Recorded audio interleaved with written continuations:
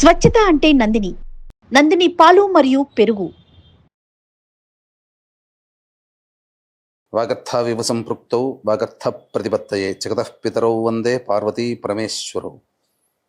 ఆదిత్యాయ చ సోమాయ మంగళాయ బుధాయ చ గురుశుక్ర శనిభ్యశ్చరాహవే కేతవే నమః. శృంగేరి జగద్గురు పీఠాధిపతులకి, కంచి పీఠాధిపతులకి నమస్కారములు తెలియచేసుకుంటూ కార్యక్రమాన్ని ప్రారంభిద్దాం. వీక్షించేటువంటి ప్రేక్షకుల్లో చాలామంది గత కొన్ని నెలలుగా ఈ పక్ష ఫలాల గురించి మనం తెలియచేస్తున్నాం. రాశి ఫలాలు చాలామంది ఎంతోమంది ఆదరిస్తున్నారు. వాళ్ళ నిజ జీవితంలో చాలామంది నిజంగా జరుగుతున్నాయండి, మీరు చెప్పినట్టే జరుగుతున్నాయి, ఏ రోజుకు ఆ రోజుకి సంబంధించినటువంటి ఖర్చు కానీ ఆదాయం కానీ అలాగే ఉంటుంది, ఇక మానసికమైనటువంటి ఒత్తిళ్లు కూడా చెప్పినటువంటి రోజుల్లో ఉంటున్నాయి అని చెప్తున్నారు. కానీ కొంతమంది మాకు ఇవేవి జరగట్లేవు ఎందుకని అని చెప్పి అడుగుతున్నారు. అయితే ఇక్కడ క్లారిటీ మీకు ఒకటి తెలియచేస్తాను. ముఖ్యంగా పేరును బట్టి కాకుండా జన్మ నక్షత్రము ఉండి జన్మ రాశి గనక ఉన్నటువంటి వాళ్ళు ఖచ్చితంగా ఆ రాశే చూసుకోవాలి.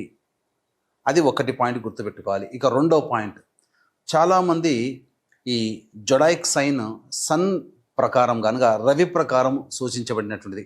అంటే ఏంటి, జూలై 23 నుంచి ఆగస్టు 23 వరకు సింహరాశికి సంబంధించినటువంటి వాళ్ళు.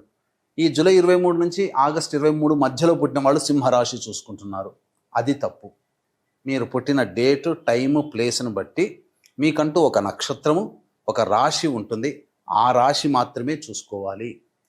అయితే కొంతమంది మరి మాకు నక్షత్రాలు రాశులు లేవండి, మరి ఏంటి అన్నప్పుడు నామ నక్షత్రాన్ని బట్టి చూసుకోవాలి. అయితే ఇక్కడ కూడా చాలామంది పొరబడుతున్నటువంటి విషయం ఏంటంటే, ఉదాహరణకి లక్ష్మి అనే అమ్మాయి ఉంది. ఆ అమ్మాయి చూచే చోళ కాబట్టి లక్ష్మి అని అంటే అశ్విని నక్షత్రంగా భావించుకొని మేషరాశిగా భావించుకొని మేషరాశి ఫలాలు చూస్తున్నారు. కానీ ఆ లక్ష్మి అనే అమ్మాయికి తెలుసు తాను కన్యారాశిలో పుట్టాను అని చెప్పి. కన్యారాశి చూడకుండా నామనక్షత్రమైనటువంటి అశ్విని నక్షత్రం సూచించే లక్ష్మి అనే పేరుని సూచించే మేషరాశిని చూసుకోవడం వల్ల ఆ అమ్మాయికి ఫలితాలు తారుమారవుతాయి. కాబట్టి ఏతావాత చెప్పొచ్చేది ఏంటంటే, కంక్లూజన్ ఒకే మాటలో చెప్పాలంటే, మీకు జన్మ నక్షత్రము ప్రకారము జన్మ రాశి ఉంటుంది. ఆ రాశిని బట్టే చూడాలి తప్ప సన్ జొడాయిక్ సైన్ అనగా ఈ మంత్లో పుట్టిన వాళ్ళు ఈ రాశి అని చెప్పుకుంటారు కదా, అది తప్పు. అది ఫాలో కాకూడదు. అలాగే మీకు జన్మ నక్షత్రము జన్మ రాశి తెలియకపోతేనే అప్పుడు నామ నక్షత్రాన్ని బట్టి చూసుకోవాలి. ఇది క్లారిటీగా అందరూ గమనించగల ప్రార్థన. అప్పుడే ఇప్పుడు నేను చెప్పబోయే ప్రతి పక్ష ఫలాలు చెప్పబోయే ఫలితాలు మీకు దాదాపుగా 90% మీకు సూట్ అవుతాయని చెప్పవచ్చు. ఇక గమనించుకున్నట్లయితే 12 రాశులకి సంబంధించినటువంటి ఫలితాలు మనం తెలుసుకునే ముందు ఈ యొక్క జూన్ 1వ తారీఖు నుంచి 15వ తారీఖు వరకు గ్రహ సంచారం ఏ విధంగా ఉందో తెలుసుకుందాం. యాజ్ యూజువల్గా శని మీనరాశిలో, రాహు కుంభరాశిలో, కేతు సింహరాశిలో, అలాగే శుక్రుడు మేషరాశిలో మరియు వృషభ రాశిలో రవి సంచారము, 6వ తారీఖు వరకు బుధుడు వృషభ రాశిలో, 7వ తారీఖు నుంచి బుధుడు మిథున రాశిలో, అలాగే గురువు మిథున రాశిలో, కుజుడు 6వ తారీఖు వరకు కర్కాటక రాశిలో, తదనంతరం 7వ తారీఖు నుంచి కుజుడు సింహరాశిలో మరియు కేతు కూడా సింహరాశిలోనే సంచారం చేస్తున్నాడు. కాబట్టి దీన్ని బట్టి ఫలితాలు ఆయా రాశుల వారికి ఏ విధంగా ఉండబోతుందో మనం తెలుసుకునే ప్రయత్నం చేద్దాం. ద్వాదశ రాశులలో భాగంగా 5వదైనటువంటి సింహరాశిలో జన్మించినటువంటి వారికి జూన్ 1వ తారీఖు నుంచి 15వ తారీఖు వరకు ఏ విధంగా ఉండబోతుందో తెలుసుకునే ప్రయత్నం చేద్దాం. గమనించుకున్నట్లయితే రాశిలో కేతువు మరియు 7వ స్థానంలో రాహు ప్రధానంగా ఒక గజిబిజి వాతావరణం అనేటువంటిది ఏర్పడుతుంది. ఎందుకు? 2 నెలల కిందటనే శని మార్పు, ఈ నెలల్లోనే అనగా మే మంత్లోనే రాహువు కేతువు గురుగ్రహ మార్పు. అంటే భవిష్యత్తులో ఏదో జరగబోతుందని ఒక ఆందోళనతో కూడుకున్నటువంటి జీవితం అనేటువంటిది స్పష్టముగా ఈ సింహరాశిలో జన్మించినటువంటి వారికి ఉండబోతుంది. అలాగే 6వ తారీఖు వరకు 12వ ఇంట కుజుడు మరియు 7వ తారీఖు నుంచి రాశిలోనే కుజ సంచారం. 6వ తారీఖు వరకు వృధా ప్రయాణాలు, అనవసరమైన ఖర్చులు అధికంగా ఉంటాయి.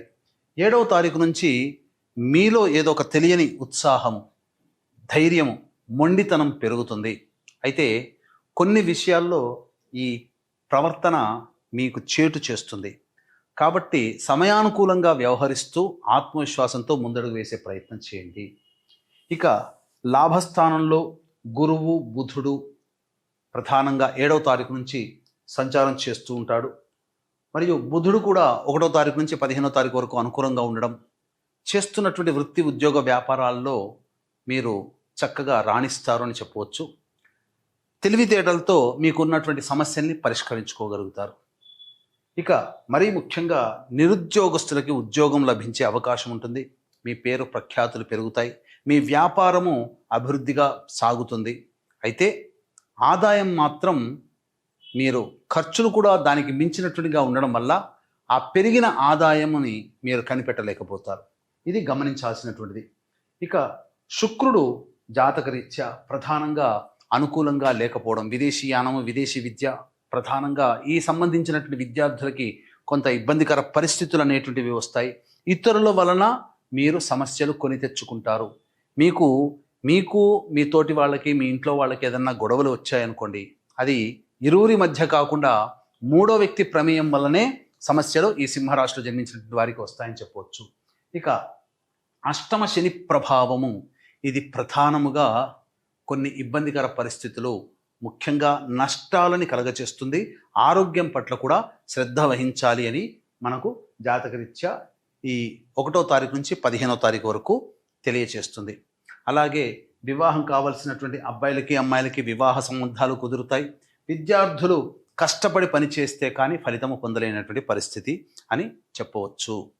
ఇక ఈ రాశిలో జన్మించినటువంటి మహిళలు తమ నోటి మాటను ఊరకనే పోగొట్టుకుంటారు. అంటే ఏంటి? అనవసరమైనటువంటి బాధ్యతల్ని నెత్తిన వేసుకొని మనము తీర్చలేనటువంటి వాటికన్నిటికీ కూడాను జామీందారుగా ఉండి తద్వారా అనవసరమైన బాధ్యతల్ని ఉండడం ద్వారా కష్ట నష్టాలు ఎదుర్కోవాల్సినటువంటి పరిస్థితి వస్తుంది. కొన్ని సందర్భాల్లో మీ చేతి మించి డబ్బు పెట్టుకోవాల్సిన పరిస్థితి వస్తుంది. కాబట్టి జాగ్రత్తలు పాటించండి. ఇతరులతో వాగ్వివాదాలు పెట్టుకోకుండా ఉండడమే చాలా మంచిది.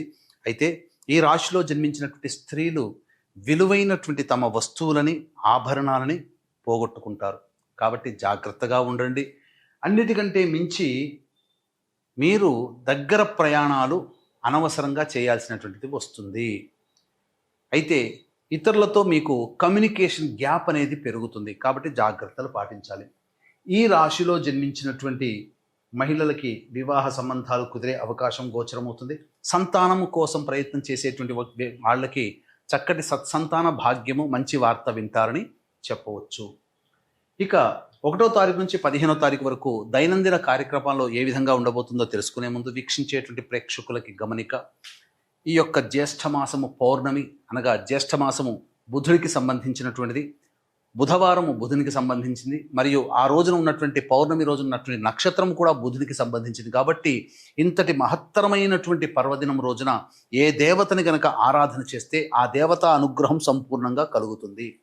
మనందరినీ కూడాను మన జీవితంలో మంచి చెడు జరిగేటువంటిది కేవలం నవగ్రహాల ప్రభావం వల్లనే. కాబట్టి నవగ్రహాలు అనుకూలించాయనుకోండి, మన జీవితం ఆనందంగా ఉంటుంది. కాబట్టి వచ్చే సమస్యలు తగ్గుముఖం పడతాయి. కాబట్టి సంపూర్ణ నవగ్రహ శాంతి మరియు జాతకరీత్యా వచ్చేటువంటి విద్య, వివాహ, ఉద్యోగ, దాంపత్య, అనారోగ్య సమస్యలు, ఇలా సర్వదోష నివారణ పూజలు, హోమాలు అనేటువంటివి మీ గోత్రనామాదులతో జరిపించి కరుంగలి మాలని మీకు అందివ్వడం జరుగుతుంది. కాబట్టి అవకాశం ఉన్న వాళ్ళు ఇట్టి కార్యక్రమంలో మీ గోత్రనామాదులు నమోదు చేసుకోవచ్చు. ఉదయం 9 గంటలకి ప్రారంభమవుతుంది. 9 గంటల లోపల మీరు ఈ కార్యక్రమంలో నమోదు చేసుకోండి. ఇక గమనించుకున్నట్లయితే ప్రధానంగా ఈ సంబంధించినటువంటి 1వ తారీఖు రోజున ఖర్చులు అధికంగా ఉంటాయి. మానసిక ప్రశాంతత లోపిస్తుంది. ఏదో తెలియని ఆందోళన మిమ్మల్ని వెంటాడుతుంది. రుణగ్రస్తులు అవుతారని చెప్పవచ్చు. 2, 3, 4 తేదీల్లో పెండింగ్లో ఉన్నటువంటి పనులని పూర్తి చేసుకోగలుగుతారు. విందులు వినోదాల్లో పాల్గొంటారు. పాత మిత్రులని కలుసుకుంటారు. ఆనందంగా జీవిస్తారు. 5, 6 తేదీల్లో కుటుంబ సభ్యులతో మాట పెరుగుతుంది. వాగ్వివాదాలు పెరుగుతాయి. అనవసరమైనటువంటి ఖర్చులు పెరుగుతాయి. కాబట్టి జాగ్రత్తలు పాటించండి. మనస్సు ప్రశాంతంగా ఉండదు. 7, 8, 9 తారీఖుల్లో ఇతరుల సహాయ సహకారాలతో మీ పనులన్నీ కూడా పూర్తి చేసుకుంటారు. రావాల్సినటువంటి రాని బాకీలు వసూలవుతాయి. అన్ని విధాలుగా ఆనందకరంగా జీవిస్తారు. చక్కగా సంతోషంగా మీ కుటుంబ సభ్యులతో గడుపుతారని చెప్పవచ్చు. ఇక 10, 11 తేదీల్లో వాహనాన్ని నడిపేటప్పుడు జాగ్రత్తలు పాటించాలి. తల్లిగారి ఆరోగ్యం పట్ల శ్రద్ధ వహించాలి. అనవసరమైన ఖర్చులు గృహోపకరణాలకి వెచ్చిస్తారు. వాహన ప్రమాదాలు చోటు చేసుకుంటాయి. 12, 13, 14 తేదీల్లో మీకు ఆరోగ్యంగా జాగ్రత్తలు తీసుకోవాల్సినటువంటి పరిస్థితులు, అలాగే వృధా కాలయాపన ఉంటుంది. ఖర్చులు కూడా అధికంగా ఉంటాయి. 15వ తారీఖు రోజున ఆదాయం పెరుగుతుంది, ఖర్చులు తగ్గుతాయి, మరియు ఆనందంగా జీవిస్తారు. రాని బాకీలు వసూలవుతాయని చెప్పొచ్చు.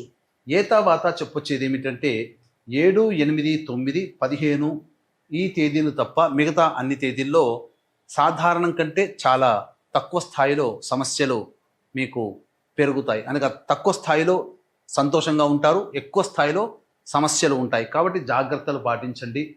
అలాగే ఇప్పుడు చెప్పినటువంటివన్నీ కూడాను మీ దైనందిన జీవితంలో జరిగే మంచి చెడు. ఇప్పుడు చెప్పిన వాటి కంటే సమస్యలు ఇంకా విభిన్నంగా ఉన్నాయనంటే మీ యొక్క జన్మ జాతకంలో నడుస్తున్నటువంటి గ్రహ దశాంతర దశల యొక్క ప్రభావాలు.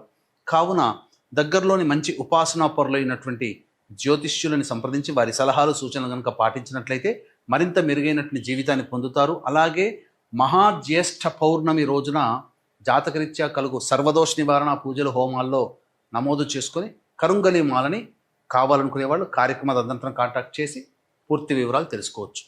సర్వం శ్రీ ఉమామహేశ్వర పరబ్రహ్మార్పణమస్తు.